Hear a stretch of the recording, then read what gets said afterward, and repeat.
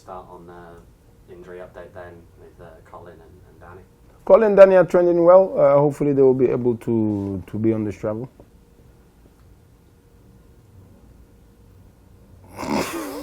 That's a bad start, that restart, that. Mad days. If they can't go, still confident in the plan you've put out the last couple of weeks in terms of keeping that up and making the adjustments you need to make this week? What do you think? Exactly. Nothing changes. Yeah, with Colin out, we've seen Asel in a different kind of role. How do you think he's stepped up over the past 2 weeks?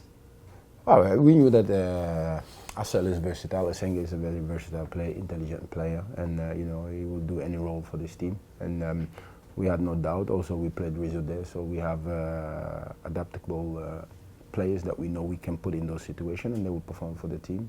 So I'm very happy, and we know that we have that. But also, they're looking like they're trending the right way, Colin and Danny. So having them also will be great. But I have fully trust and confidence in the people that we've run with, and they've done the job. How much does Asel being as a wingback versus Colin change, Charlie and the spaces that he wants to take? No, nothing has changed much. It's nothing. It's the same. It's the same thing that we know that we can get from Asel, similar to Colin. Obviously, Colin is a different profile, but Asel and Charlie are like two lost brothers. So so they have that connection of the field as well, which helps. Van a jugar frente a Tulsa nuevamente, un equipo que ya se han enfrentado varias veces. ¿Qué ves de ellos como equipo? Para mí esto no es diferente, porque uno juega por ganar. Momentos esto es un equipo y se ganar la Western Division para nosotros. Una salir por ganar. Y ahora van a jugar en una cancha de béisbol nuevamente, también un campo que es un poco más pequeño. ¿Eso cambia algo de lo que van a hacer? O todo la cancha es esta cancha, este no es problema para nuestro equipo. Uno juega béisbol, uno juega estadio de LAFC, estadio de Maracaná, fútbol es el fútbol, uno juega por ganar. Coach, what would you say has gone on for your team in the back end and in goal for you guys to be on this run of clean sheets? I think the best thing has been that we know we can keep a clean sheet, and sometimes what is the most hardest thing in football is to actually score goals. And I'm a coach that I've said that that's one of my philosophy. A team score one, we score two. But what they have done with the team, and we know that they had that in them, and they brought it out at the right moment, at the right time. And that's the run that they can go in and continue to go on. So for me, I'm very proud of what they put in. I knew that they could do it, so it was not something that worried me. Like I said, if you want an attacking football, then if you worry about conceding goals, you're in the wrong business. You mentioned scoring goals being one of the hardest things in football. Obviously, this last weekend had a record low for goals in the first round of the USL Championship playoffs. Yeah. What do you think some of the factors that went into that?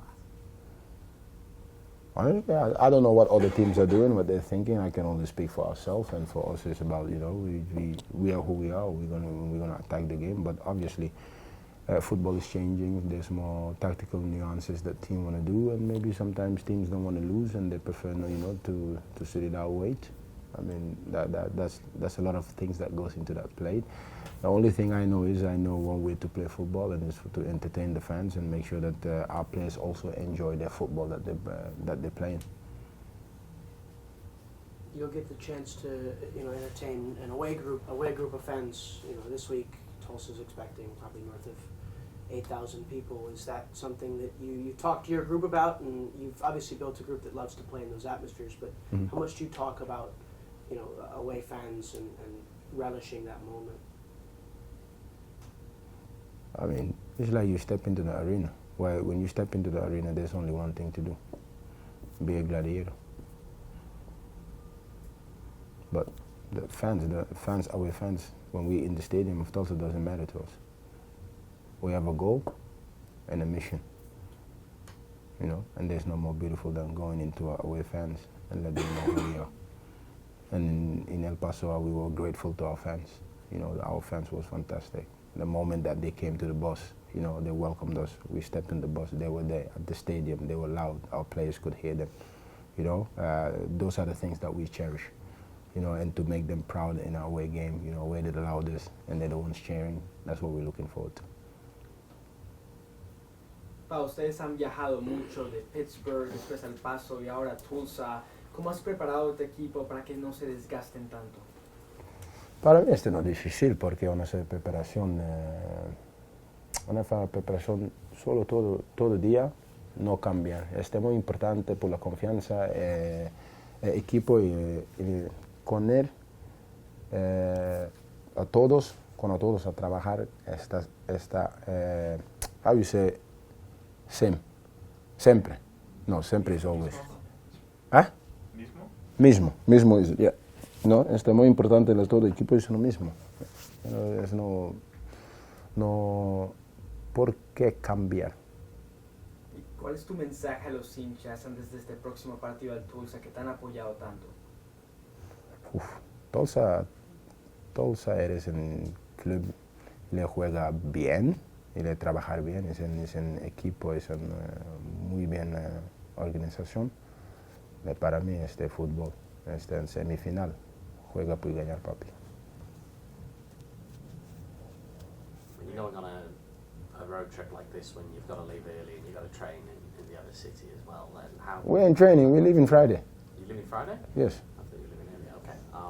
But yeah, when you've got just some of this travel, how does that change things in terms of how you approach games and you've got Nothing. longer trips now? No, we don't change because that's the thing, people, you don't need to change.